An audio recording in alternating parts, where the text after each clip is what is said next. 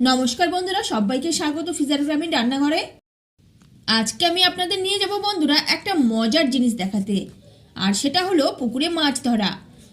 আমাদের পুকুর থেকে মাছ তোলা হবে, আর সেই মাছ আমরা বেগুন ফুলকপি দিয়ে রান্না করব। আর এটা একটা স্পেশাল রান্না হবে। তো আমি চলে এসেছি বন্ধুরা পুকুর পাড়ে, আর এখানে সবাই মাছ তুলছে। আমার বাবা তো জাল নিয়ে নেমেছে, আর বাকিরা আনন্দে নেমে গেছে, কেননা পুকুরে মাছ ধরার আনন্দই আলাদা। দেখুন বড় বড় মাছ উঠছে, আর দেখুন মাছ ধরা দেখার জন্য দর্শকও কত জড়ো হয়েছে। একটার পর একটা মাছ উঠতেই আছে, আর প্রায় সবগুলি কিন্তু রুই মাছ।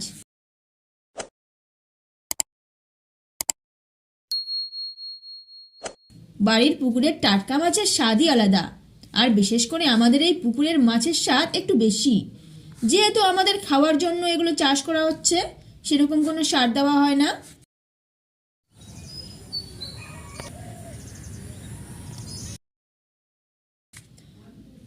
পুকুরের চারপাশে যেহেতু প্রচুর গাছ, গাছের পাতা পুকুরে পড়ে আছে। জাল ফেলে টেনে আনলে সেই পাতাগুলোই জালে ভরে যাবে, তাই জাল ফেলে হাত দিয়ে খুঁজে খুঁজে মাছ ধরছে সবাই। দেখেই বুঝতে পারছেন সবাই কিরকম খুঁজছে। যাই হোক, সব মাছ একটা ব্যাগে করে নিয়ে চলে এসেছি বাড়ি। দেখুন কতগুলো রুই মাছ, আপনাদের সব ঢেলে দেখাচ্ছি।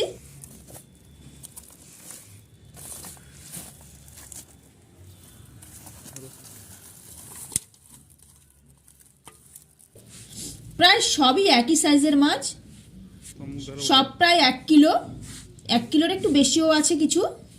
দেখুন সাইজগুলো। এখন বন্ধুরা এতগুলো মাছ ধোয়া বাছা করতে হবে, এর মধ্যে আবার কিছু মাছ আমরা বিলিয়ে দিব। এত মাছ কাটতে ধুতে অসুবিধা হবে ঠিকই, কিন্তু মাছ দেখে একটা আলাদাই আনন্দ হচ্ছে।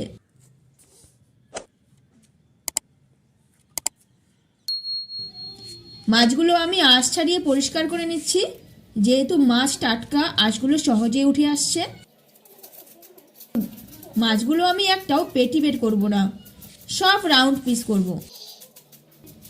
এভাবে মাছের আঁশ প্রথমেই তুলে নিলে মাছ ধুতে খুব সুবিধা হয়, ধোবার সময় অতটা ঝামেলা থাকে না।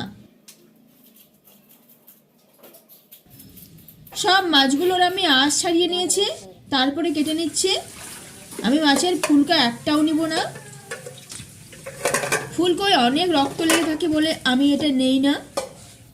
এতগুলো মাছ ধোয়া বাছা করতে করতে বন্ধুরা আমার প্রায় 1.5 ঘন্টা সময় লেগে গেছে। সময় লাগলেও ভালোই লাগছিল করতে।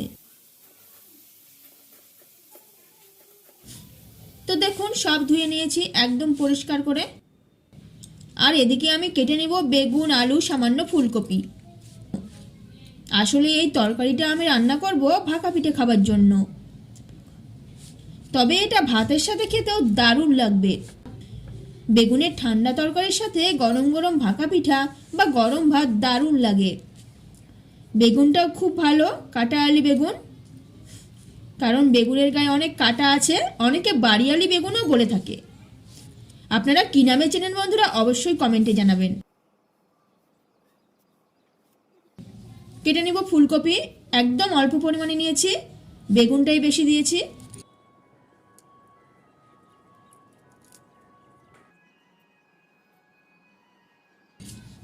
দিব কয়েকটা আলু। আলু নতুন বলে চচা ছিলার প্রয়োজন নাই, চচা এমনি উঠে আসছে। আলু একটু মিডিয়াম করে কাটবো, বেশি মোটা করে কাটবো না।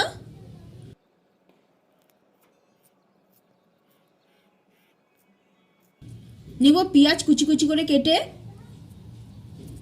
নিয়ে নিয়েছি পেঁয়াজ। দিব 2টা টমেটো কেটে, টমেটো 4 ফাট করে নিলাম। দেখুন বন্ধুরা কাটাকুটির কাজ আমার একদম কমপ্লিট।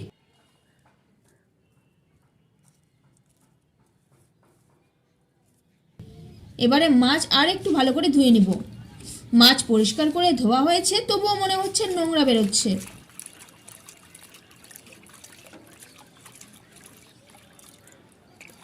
আমি 10 পিস মাছ নিয়েছি।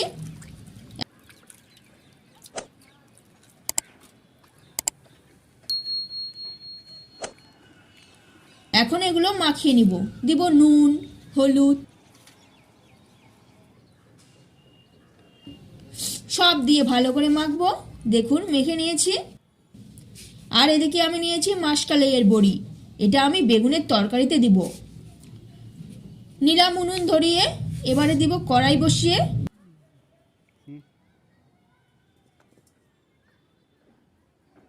কড়াই গরম হলে দিয়ে দিব তেল ঢেলে। তেল গরম হয়ে গেছে বন্ধুরা, দিব বড়ি।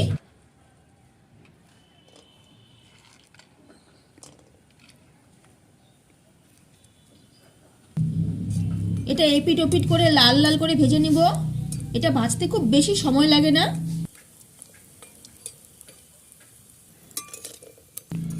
হয়ে গেছে ভাজা, তুলে নিলাম। এবারে দিব মেখে রাখা মাছগুলো।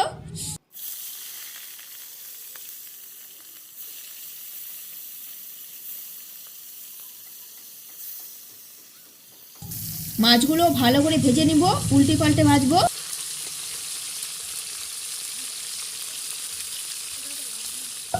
আমি সব মাছ ভেজে নিয়েছি, তুলে নিচ্ছি।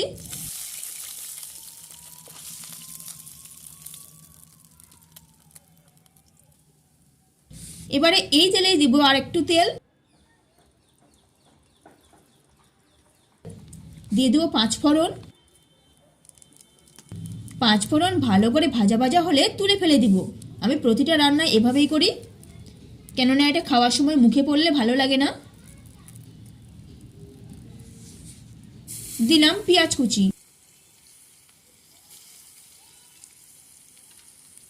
নেড়ে দিব।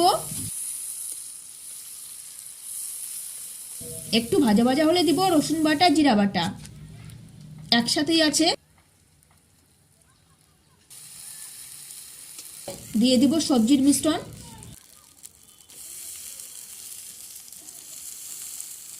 হলুদ গুঁড়ো,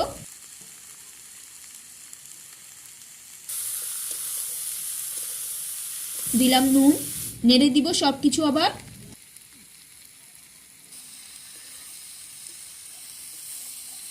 লঙ্কা গুঁড়ো,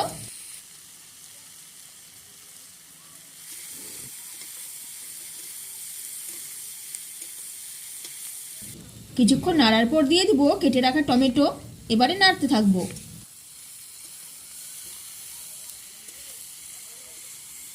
দিয়ে দেব হালকা জল।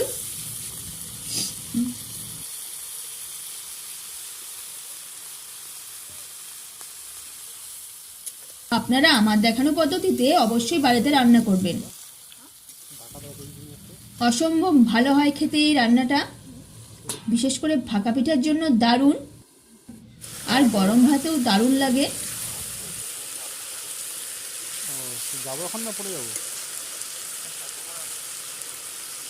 জালটা হাই থাকবে। তরকারিতে কোনো জল নেই, জল দিলাম।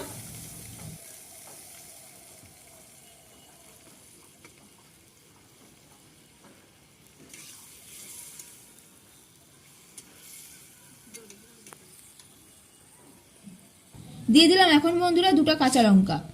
এবারে তরকারি ভালোভাবে সিদ্ধ হবে।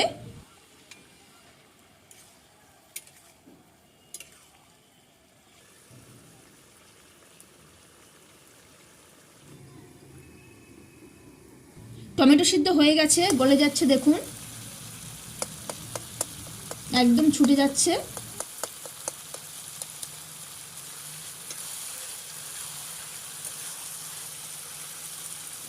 আবারও জল দিয়ে দিব। তরকারি সিদ্ধ হয়ে গেছে, এবারে জল দিব বেশি করে। যেহেতু তরকারিতে মাছ বড়ি পড়বে, ঝোল টেনে নেবে, তাই জল বেশি দিব। এবারে দিব ভেজে রাখা মাছ,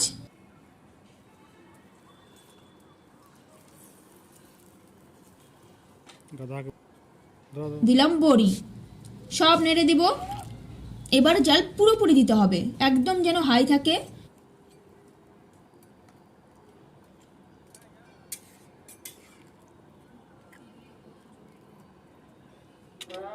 দিয়ে দিলাম ঢাকা, আর দিয়ে দিলাম ধনেপাতা।